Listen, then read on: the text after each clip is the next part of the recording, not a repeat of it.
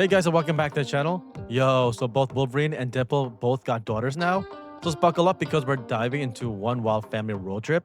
Except instead of snacks and sing-alongs, it's all claws, blades, shadow monsters, and witty one-liners. Welcome to the absolutely chaotic kickoff of Marvel's new 3-issue miniseries, Wolverines and Deadpool's #1. Yep, plural guys.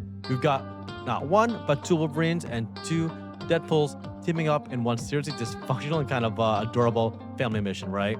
Now, we opened up in Simicuria, where a family tries to fight off some nasty shadow creatures that have been tormenting the village. It doesn't go too well, right? Mom and dad get taken out, their son, snatched up by one of the monsters. The next day, enter Logan, which is Wolverine, and Laura X-23, investigating what happened and realizing they're actually going to need some backup. Meanwhile, across town, Ellie Camacho, aka Deadpool's daughter, is stuck in a nightmare about her mom, somewhat creepy and personal, and sets the tone for her emotional journey. She wakes up and heads over to the, meet dear old dad, Mr. Wade Wilson, at his private investigation company.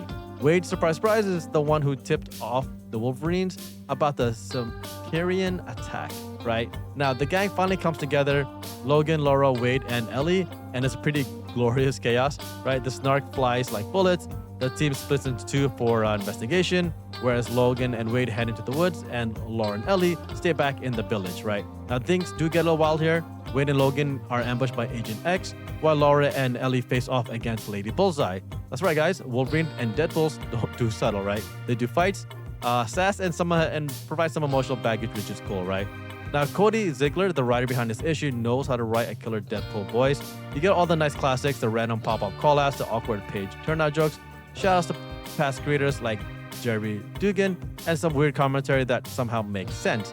Deadpool being self-aware, well, Deadpool just is a lovable goof, right? And Ellie, she's kind of like a sweetheart of a character. She's got that mix of innocence and intensity that makes her instantly likable. Watching her learn the ropes from her dad, and Laura is already shaping up to be really a good highlight of this series, right? Now, the visuals in this book are straight up fire. Rogi Antonio delivers action scenes that flow like really smooth butter, guys.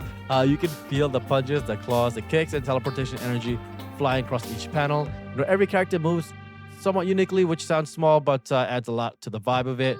That said, there are some odd moments with facial expressions. Deadpool's mask either stretches to show his mouth like a cartoon or turns into a frog face for some reason. The jaw lines themselves also sometimes just cut out like cavemen. So it's kind of weird, but honestly, the action is so good, you're probably not going to care too much, right? Now, surprisingly, the issue has a decent chunk of heart to it. There's this sort of quiet scene where Wade asks Logan for parenting advice, right? With no jokes, no sarcasm to it. Just a really nice moment between two messed up dads, right? It's pretty cliche, but also kind of sweet, right? And Laura and Ellie have a nice dynamic brewing between them, which we hope to get to see more on future issues. Right now, even though the title says Wolverines and Deadpools, this is more of like a Deadpool and daughter story so far. Logan and Laura are already mid-mission when the issue actually begins, and we don't get many moments of just the two of them, right? Meanwhile, Wade and Ellie do get a lot of solo scenes, dialogue-heavy pages, and nice emotional arcs, right?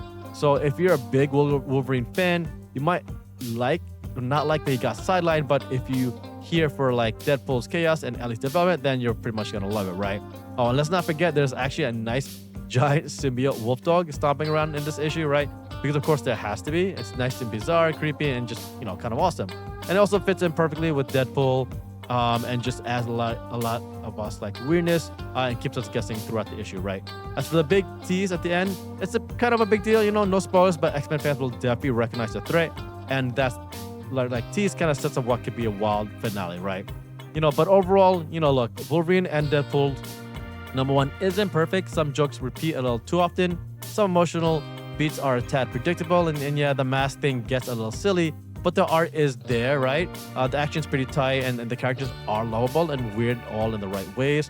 And according to some other reviewers that I've seen, there's some nice balance between comedy and heart, which has almost been nailed. Even with its quirks, and the issue still delivers what fans came for. But to me, Deadpool chaos, the Wolverine grit, and family team up is part of the mission and part of the therapy session, which is good, right? So overall, it is a solid start to a miniseries that can go pretty far and in some crazy directions.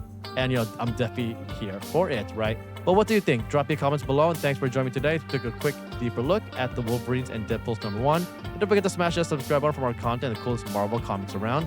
Until next time, folks, keep on reading.